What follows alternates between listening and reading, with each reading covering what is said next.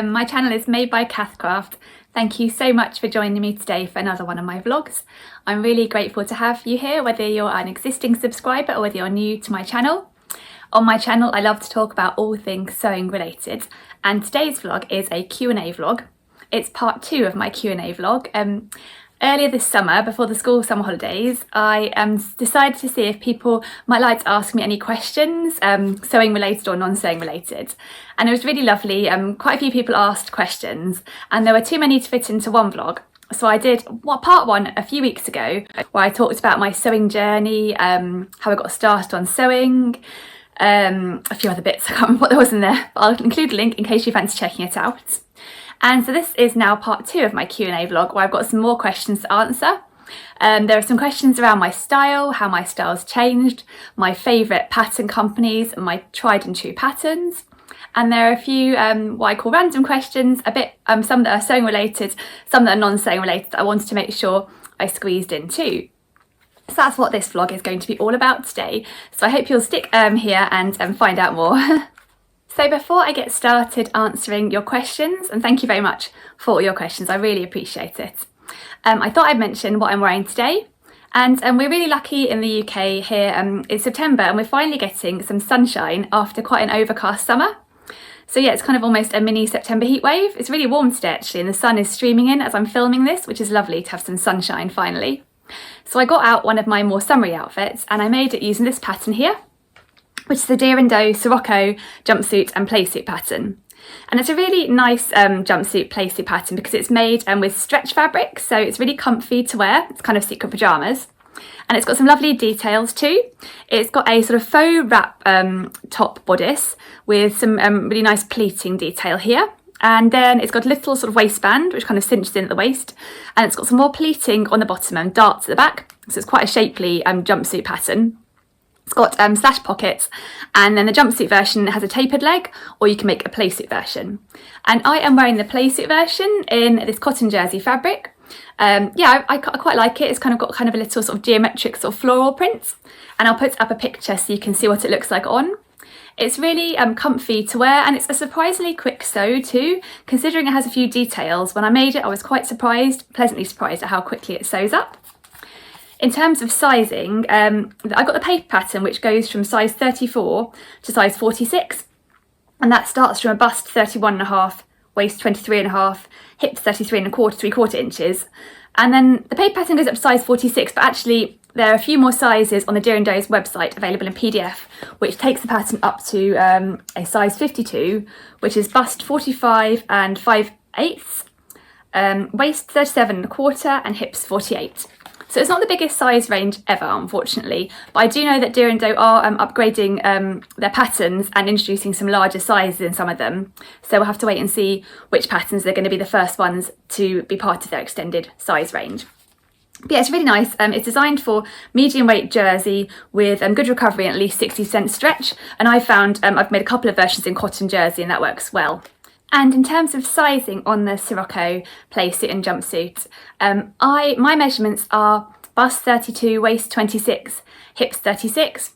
And I went with my sizing on this one. I read quite a few different blog posts to find out about how people got on with the sizing, and there were lots of different opinions on how it came out. So in the end I just thought, well, I'll just go with my measurements. I graded between the sizes according to my measurements, and it's turned out absolutely fine. I definitely think you wouldn't want to go too small on the waistband because you have to be able to get it up and down over your hips to get it on, and also if you want to go to the loo. But yeah, that size came out fine for me, just working with my size that was bang on. So that is the Deer and Doe Sirocco, what I'm wearing today. It's really comfy and relaxed, and yeah, that's that. But now let me move on to answering some of your lovely questions.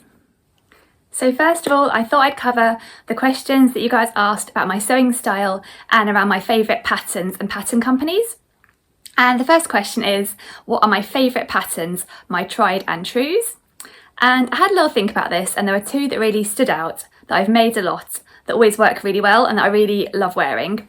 And the first one, if you've seen my vlogs before, you'll probably guess this might be included. It's a pattern from this book here, which is the Tilly and Button's stretch book, and it's a book all about sewing different patterns with stretchy fabrics. It's a really nice book, and my favourite pattern in here is the Freya top and dress. And I'll show you the line drawings here. So it's a kind of wintry top. It's quite a fitted jersey top with some negative ease built in. And this neckline here on the line joins is a mock neckline, so it's kind of like a stand-up neck. And then you can make a top version, which is, as I said, close fitting with long sleeves or sort of 3/4 length sleeves. Or you can make a dress version, which sort of kind of goes out into an A-line type of shape. So it's a really nice pattern. There are loads of different variations. So one of the things I like about it is there are so many different options built in. And one of the options here you can make is to add a ruffle around the top, which is really cute, I think. There are also a few different necklines, including a sort of cowl neckline here, which is really nice too. And the only thing about the Freya that isn't so great is the size range isn't the biggest size range ever. It goes from a size 1, which is bust 30, waist 24, hips 33, up to a size 8, which is bust 44, waist 38, hips 47. So it's not the biggest size range ever, but other than that, it is just such a great pattern. It's a really speedy sew, and I've made loads of versions. I made loads of tops, and I actually wrote a blog post talking all about why I love the Freya top, and I'll include a picture here showing some of my versions, because I kind of put together a little picture showing some of my versions. So I made it plain, in stripes, in florals, and I wear them all quite a lot. I've also made dress versions. I made a cowl neck version, like I showed you in the book, so I'll put that one up. I've done a pleated version too. And recently, if you've seen my August makes video, you'll know that I had my oldest version of the Freya dress, got too short, but I managed to find the fabric again and redo it, so I'll put that version up too. So I really, really love it. I make a straight size 2 if I'm making the top, but if I'm making the dress, I would grade out slightly to skim over my hips to a size 3, which I think is slightly larger than my hips, but gives a little bit of room so it's not too clingy on the hips. But it's a really speedy sew, and yeah, it really comes together nicely. What I also really like about the Freya is it's a great basic for the wardrobe, and it goes with so many different things. So I often wear the tops with jeans or with a skirt, but I also really like layering the tops underneath pinafores or dresses, and I'll put up a couple of outfits showing those options. So yeah, I find it a really flexible pattern.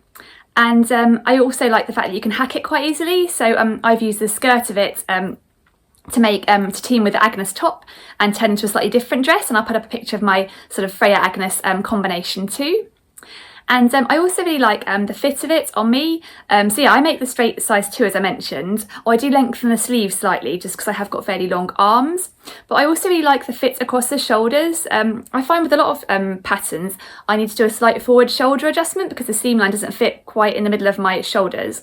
But with the Freya, I feel the shoulder fit is just perfect, which I really like too. So yeah, there are loads of reasons why it's one of my favourites. Speedy sew, it's super comfy to wear, and there's loads of different options available. That is why it's one of my tried and true patterns, the Freya top and dress by Tilly and the Buttons. The second pattern that I would consider one of my most used tried and true patterns is one that I've actually made for me, my husband, my mum and my children. So that's why I've used it so much, because I've made versions for all the family really. And it's using this pattern here, which is the Hudson Pants pattern by True Bias. And so this is the ladies version, but I also have the men's pattern and the children's pattern. And it's a really great joggers pattern. It's really comfy, and it fits really well every time, I find. And I'll show you the line drawings. So yeah, it's a lovely joggers. It's a fairly low rise fit, but there is a hack on the True Bias website to make it slightly higher waisted if that's what you prefer. It's elasticated waist, which means it's quite easy to fit, I find, because it's not too critical, because you can always cinch it in with the elastic. It's got a little pocket detail, so you can have fun playing with colours on the pocket detail. And it's a fairly fitted leg and then a cuff, and you can make either a full length jogger version or a kind of yoga pant just below the knee version. So yeah, it's a great pattern. It's got a really inclusive size range. I've got the paper pattern, which goes from size 0 to 18, but there's also on the True Bias website, you can download a size 14 to 30 option too. And then obviously there's a men's pattern and a children's pattern, which I think is from size ages 2 to 10. And both my children love wearing them. They're really comfy. So I thought I'd pop up a few versions so you can see all the different sort of options I've made. For myself, I've had a bit of fun. I made quite a nice bright floral pair, which I'll put up. And I also made a pair in velour.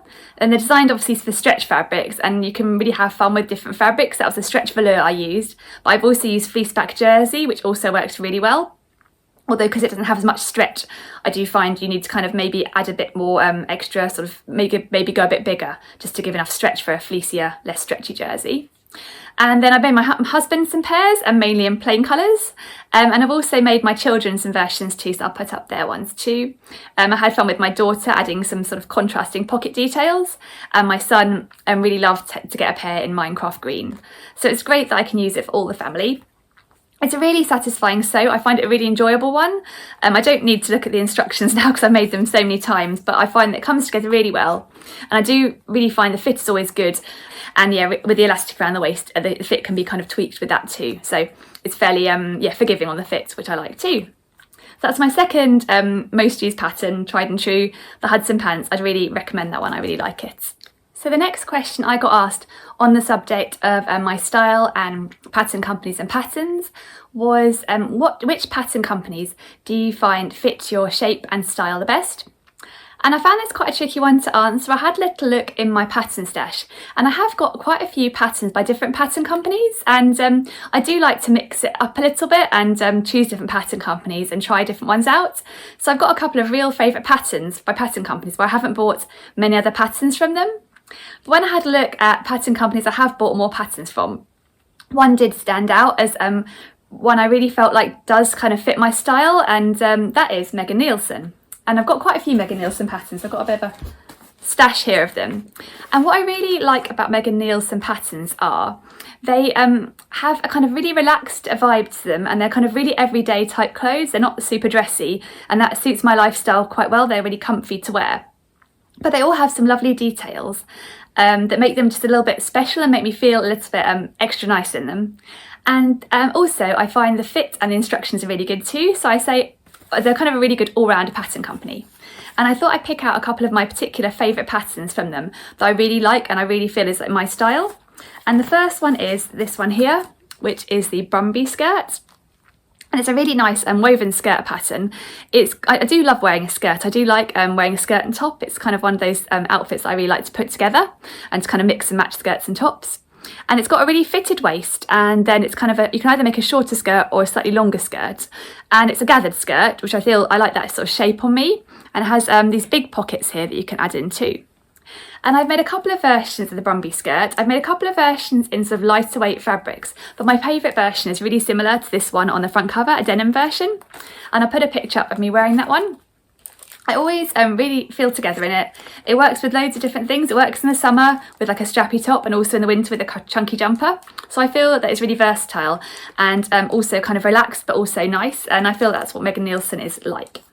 Another one of my favourites of Megan Nielsen is the Jarrah sweatshirt. You get so many different options. It's quite a relaxed fit sweatshirt, which I like. It goes really well with a pair of jeans. It's really comfy to wear. And I love all the different versions too. I've made all the different versions and I really like that one too, the Jarrah sweatshirt. And I've actually got some fabric that I'm planning to make my latest Jarrah sweatshirt in, which I think I showed in a recent fabric haul video, but I thought I'd show again since it's so pretty. And it's this fabric here. It's kind of real pale pink with oranges on it. Yes, I'm really looking forward to making that one up into my next Jarrah. But another thing I really like about Megan Nielsen patterns is they have a really inclusive size range. So the paper patterns I've got go from size 0 to 20. I think they all do go from size 0 to 20 in both the woven and stretch. But they also have a Megan Nielsen curve range, which is from size 14 to size 30. So I think that's really great that it's an inclusive pattern company too. So yeah, I'd say Megan Nielsen does jump to mind as one that fits really nicely. It always does come up really nicely and true to size, but also, it's a really nice relaxed feminine style too. The next question I got asked was, how has my style changed since becoming a mum? So my children now are 8 and 5. My son is 8 and my daughter is 5. And I started sewing after they were born, when my daughter was, I think, around 2 years old. And before I was a mum, I worked in an office. I was an accountant, and in the office it was quite a formal work environment, so we had to dress quite formally, and we were often going out to meetings with clients. We had to wear like a full suit with a jacket and either trousers or a skirt. And I really did not enjoy shopping for work clothes or wearing my work clothes really. I really struggled actually because a lot of the shops that sell more kind of office wear in the UK, I found I fell just below their size range. For example, Marks and Spencer's size 8 was just a bit too big for me. So I really struggled to find office clothes that did fit me nicely. And also I'm 5'6", and with heels I'm fairly tall, and so finding trousers, for example, that would fit around the waist but also have the length I needed, I found a struggle too.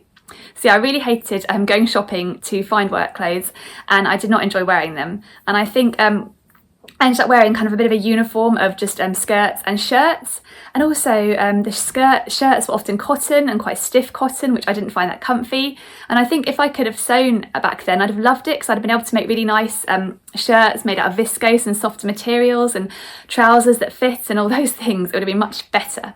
But yeah, that was what I was wearing mostly before I had children. Then once I went on maternity leave for my son, and my husband and I decided that I wouldn't go back to that job. I think I spent the first few years as a new mum wearing old clothes and really wearing them to death, old jeans and old t-shirts, and I was breastfeeding and everything got pulled out of shape, and I didn't really feel great about my clothes. They just all were very worn out, and so that was one of the reasons I started sewing, really, because I really wanted to be able to sew myself some clothes I'd feel better about, and I saw other people wearing really nice kind of casual kind of dresses with leggings, but they just looked a bit more smart than I felt.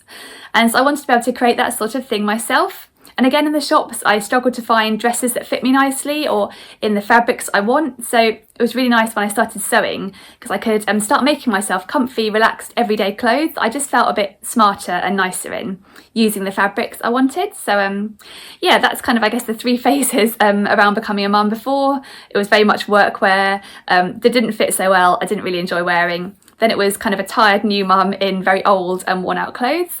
And now it's really lovely to be able to sew and kind of find my style and be able to wear things that make me feel nice, but also really comfy to wear in everyday life. So that's, I guess, my kind of style journey, as it were. The next question I got asked was, what is the one fabric or pattern where you don't mind spending a bit more on the fabric? And yeah, that's quite an interesting one, actually. When I first started sewing, I did love the look of all the really pretty, more kind of designer style fabrics like Atelier Brunette and Rifle Paper Co and that sort of thing, the kind of expensive fabrics. But at first I was quite nervous about the idea of sewing with those fabrics in case I sort of wrecked them.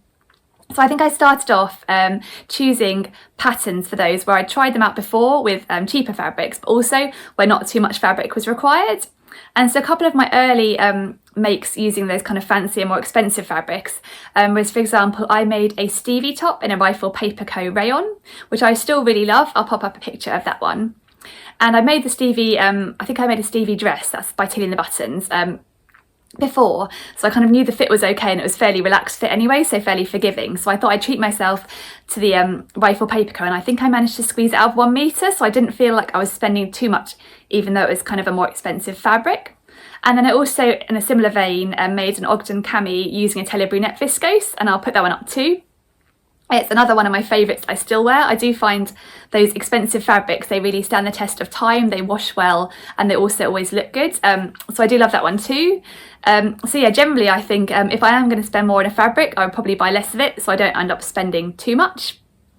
But I must say a couple of my favourite sort of more pricier fabric companies are particularly See You at 6. They do a lovely range of French terry. And I've made a couple of jumpers out of those. I'll put one of them up.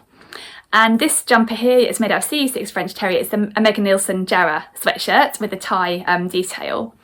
And I've worn it so much and I've washed it so many times, and it just really, the quality stays there. So I think I can justify sometimes spending a bit more because the fabric quality is just really nice, and it's so comfy to wear as well. It's a really extra lovely soft French terry.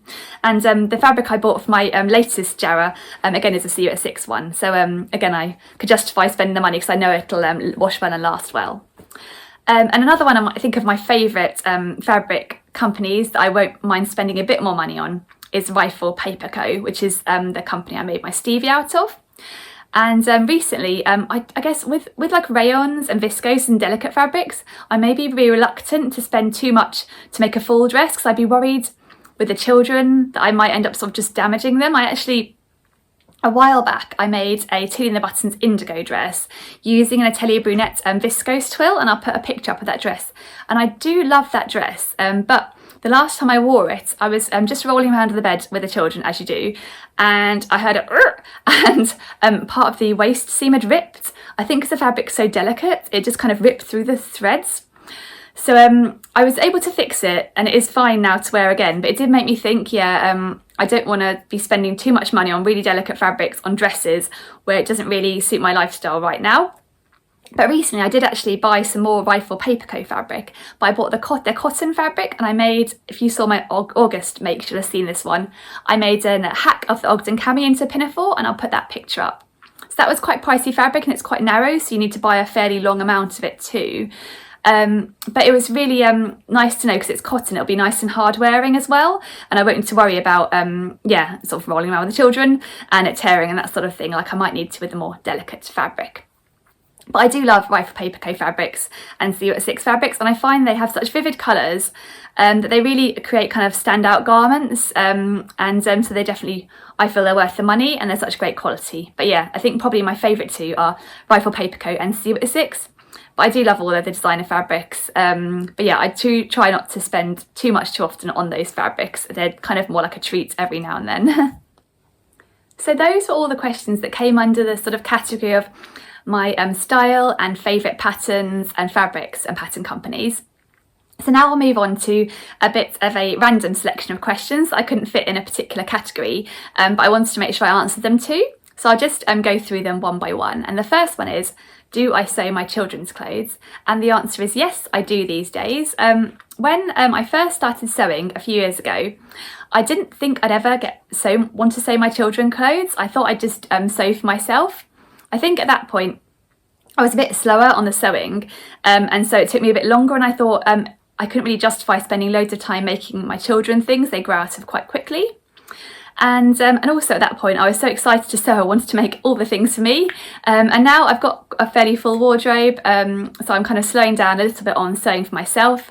It's nice to spend a bit more time sewing for them, and also they're not growing as fast, so I can get things done for them fairly quickly. They get quite a bit of wear out of, and I often, for example, if I'm making joggers, I'll make them a bit longer so there's growing room in too, so they last extra long. I do find it harder to sew for my son because he loves all his branded things like Minecraft t-shirts and Super Mario, and I don't find it's very easy to find jersey fabrics with kind of those sort of brands on them. And when I've looked, I've only been able to find like quilting cottons and that sort of thing, which wouldn't really work for my son. He's very much like a joggers and t-shirt type of boy. But I was really pleased recently, like I showed earlier, to make him some green joggers that he calls his Minecraft joggers, because they're kind of a bright Minecraft green colour. And I made those using the mini Hudson pants pattern, and he really loves those, so I was really pleased to be able to make those for him. And my daughter I find a bit easier to sew for because she loves pretty fabrics that have things like animals on and that sort of stuff, and she loves kind of the pretty colours as well. And one of my favourite patterns to make for her is the Poppy and Jazz Pansy dress, and I'll put up a picture of the most recent version I made of that for her. And I made this using a really cute sort of festive fabric with unicorns on, which she really loves. And what I like as well with being able to sew for them is I can make it just to suit them. So she's not a big fan of anything with buttons or like woven fabrics, but she loves a jersey dress, so it's really nice to be able to make things that'll be really comfy for her. I've also really enjoyed recently exploring the world of free patterns for children. As I've kind of got more into sewing children's wear, to save spending too much money on buying loads of different children's patterns, I've discovered there are so many free children's patterns out there. So I thought I'd mention a couple of my favourite recent finds. Recently I made my daughter a pair of leggings using the Love Notions girls leggings pattern, which came out really nicely, and I'll put a picture up. I also recently discovered the Anything But Basic t-shirt by DIBY Club, and I made, and that's the pattern I used to make my son's Where's Wally t-shirt. And I also made a nightwear set for my daughter using that t-shirt pattern, and another free pattern for the shorts, which was the Walk the Plank pyjama bottoms by Patterns for Pirates. So I'm really enjoying exploring the world of children's free patterns, because I do find often fabric is quite expensive, and so often you can buy children's clothes quite cheaply in the shops, but I can kind of mitigate the amount I spend on making my children clothes by using at least 3 patterns. And I also love that I can get the fit just right. I recently made them both PE joggers for school using the Mini Hudson's pattern, and it was really nice to be able to get the fit right around the waist and the length to make sure that they're really comfy for them when they go to school in their PE kits. I'll pop a picture up of them wearing those joggers too. They were really pleased with them, and it's nice because my son likes a little cord and around the waist with little eyelets, and my daughter doesn't, so it's really nice to be able to flex it, the patterns, according to their personal preferences. So the next question I got asked was, which of my swimsuit patterns I have would I recommend for actual swimming rather than kind of lounging at the pool? And it's a really good question. I've really got into sewing my own swimwear in the last couple of years. Again, it's a bit like workwear, where I found like I couldn't find suitable swimwear on the high street that fit me well, that was quite practical to wear but also made me feel nice. So I loved being able to try and make my own. And I've tried a few different patterns, but the one I'd recommend for swimming in the pool, and that I've worn a lot when I have been swimming in the pool, is this one here, which is the Cottesloe pattern by Megan Nielsen. So it's a swimsuit option and also a bikini option. I've made the bikini version, but what I like about it for swimming is it's got quite a sporty supportive fit, and it covers up quite nicely too. So I've made this version here that has elastic under the bust and elastic around the waist, and also the armholes, neck hole and arm and leg holes elasticated too. So overall, it's quite a kind of firm, supportive fit, and it's really comfy for swimming in the pool. And it's also a great first pattern if you're starting to sew swimwear. It's quite straightforward, and it sews up really nicely, and there's an option to line it too. And the paper pattern comes in sizes 0 to 20, but there's also the Megan Nielsen curve range, which is sizes 14 to 30. But I'll put a picture of the one I've worn. I used to go swimming quite a lot before the lockdown and before COVID. When my daughter's at preschool, I'd often drop off at preschool. I'd go down to the local pool and have a swim, and I'd wear this swimming costume, or bikini I guess. It's the first one I made. I made it in swimwear fabric, and I used View D of the pattern, this one here, and it was really comfy, and I got loads of wear out of it, and I found that great for swimming. So I definitely recommend that one, the Megan Nielsen Cottesloe, for a great kind of sporty swimsuit. But I think it looks quite nice for lounging by the pool too, particularly if you choose a fun fabric. So that's that one. So the next question I got asked is, how did I learn to use my overlocker? So I've got the Brother 3034D overlocker. I think it's quite a common one that people have. It's quite basic and straightforward, and I find it works really well. I actually bought it a few months after I started sewing, but I was really nervous about using it to start with. So I actually kept it in a box at home for about 4 months before I mustered up the courage to get it out. I think I finally had a fabric that I really, really wanted to be able to overlock rather than use a zigzag thread on. So that kind of gave me the impetus eventually to get it out and really give it a try. So my overlocker came with a DVD, and I sat down and watched that DVD before I used it, and then I sort of followed the DVD's instructions for threading, and then from there on I just basically learned to use it through a process of trial and error really, and giving it a go. So I do have the manual I occasionally get out, not so much these days, but when I started, if the tension didn't look quite right, I have a look at the pictures in the manual and see what kind of which of the dials needed adjusting a bit. So to start with, like I said, I used a combination of the DVD and the manual just to figure it out. But then as I got going, I got more confident, and now I have a bit of an idea of what needs tweaking if things don't look quite right. So I definitely think practice, you'll kind of get experience of it. One thing I do before each project is I'll always use a tester scrap of the fabric I'm going to use and overlock that, just to make sure it's not being pulled out the edges or kind of wrinkled up or anything, and to make sure the tension is right. So I always do that before I start a project. But actually, I'm one of those people who doesn't really mind rethreading my overlocker. I find it weirdly satisfying. I don't mind changing the thread. And nowadays I don't really need to think about it. So it goes through quite straightforward. It's a bit fiddly sometimes, but I don't mind it too much. I don't have too many thread colours I do use though. I think generally the ones I use the most are white and black and navy. And I think I've got a pink and a red, but I certainly don't go all out to match it. Like I would try a bit more with the thread I'm using for top stitching and things, because I figure it's on the inside, so an OK match is good. And I find the overlocker thread is quite bulky as well, and I don't have too much space for all the colours in the rainbow. But I definitely found trial and error, just giving it a go, and I didn't find it as scary as I thought it would be. I felt a bit silly for having kept it in a box for 4 months. So the last couple of questions in this video are non-sewing related, so it's nice to have a bit of variety and to talk about a couple of other areas.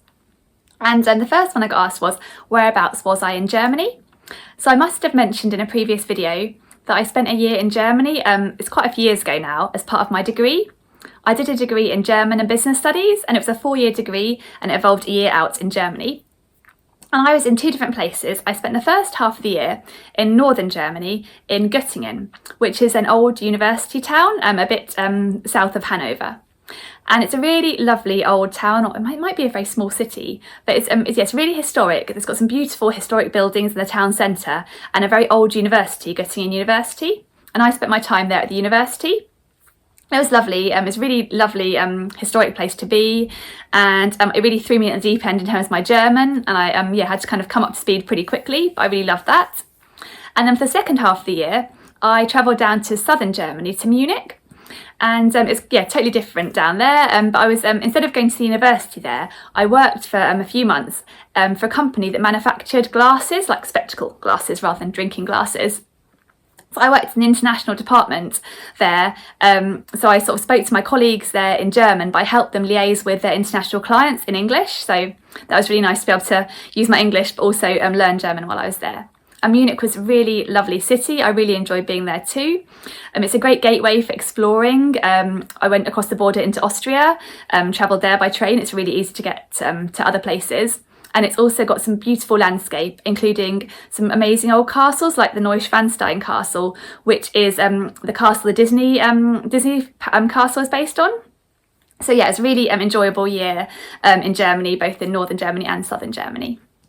And then another kind of travel related question I got asked is, what is my favourite place to go on holiday?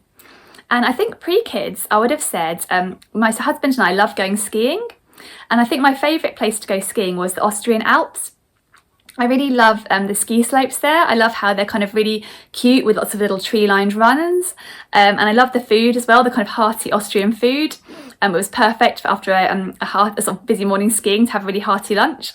And I love the ski chalets as well. They're so cute, the little villages are. And I loved sitting by the fire there, reading a book in the evening or playing a board game. I just love the whole thing. And we would love to take the children back skiing at some point, but we kind of wanted to wait until they were old enough to have the stamina to last a full day skiing. And I think my son will be absolutely fine, but I'm not sure my daughter's quite there yet, but I would love to go back. We've been to Saarbach, Hinterglemm and Kitzbühel, and yeah, I've just loved it there. But I think these days we've been pretty much sticking to UK holidays with the kids, particularly we were thinking of going abroad, but then COVID hit and we wanted to stay in the UK. And I'm really loving exploring the UK as well. We have such lovely holiday towns, I think. So far we've explored Bude in Cornwall this year, and we did Wales this year. But in previous years we've done the Isle of Wight, we've done Swanage, we've done Willicombe in Devon, and we're looking for places to go next year. So if you have any recommendations for great sort of British seaside towns, or basically anywhere that has a beach and some other things to do for kids, I would love recommendations if anyone has any. So those were the last 2 questions from my Q&A round of questions. Thank you so much to everyone who's asked a question, everyone who's watched these vlogs too. I really appreciate your support on my channel. If you have enjoyed this vlog, I would love it if you give it a thumbs up. And if you haven't subscribed, I would love it if you'd consider subscribing as well. I really enjoy talking about my sewing and my plans and everything with you all. So really grateful for all the support on my channel. So I guess I'll round this up now. I hope you have a bit of sunshine where you are too, but it's not too hot. I'm going to really enjoy this week with the sun before we probably get back to sort of classic back to school rainy weather. We shall see. So thanks again for watching. Have a great day, and I'll see you again soon. Bye.